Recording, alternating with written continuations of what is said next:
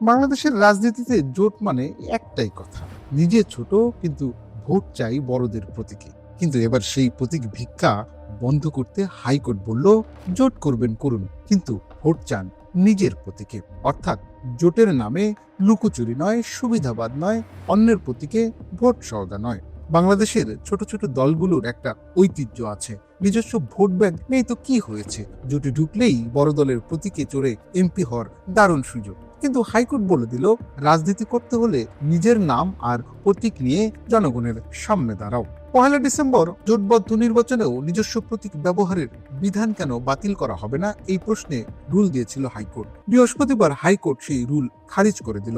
দলগুলোকে স্পষ্ট জানিয়ে দেওয়া হলো, আপনাদের প্রতীক আপনাদের নিতে হবে, অন্যের প্রতীকে নিজের পরিচয় দেওয়ার দিন শেষ। যারা জোটের নাম করে বড় দলের প্রতীকে জিতে আসতে চেয়েছিল, তাদের মুখের হাসিতে এবার কার্যত জল ঢেলে দেওয়া হলো।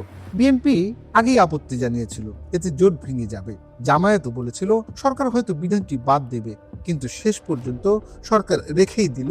আর হাইকোর্টও বলল, বিধান ঠিক আছে, প্রতীক বদলের খেলা আর চলবে না।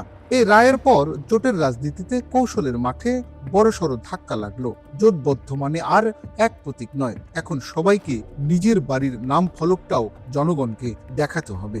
এখন প্রশ্ন, যে দল নিজের প্রতীকেই ভোট চাইতে ভয় পায়, সেই দল জনগণের কাছে কি রাজনৈতিকভাবে প্রাসঙ্গিক হতে পারে? হাইকোর্ট যেমন বলল, নিজেকে লুকিয়ে রাজনীতি নয়, নিজেকে দেখিয়ে রাজনীতি করুন।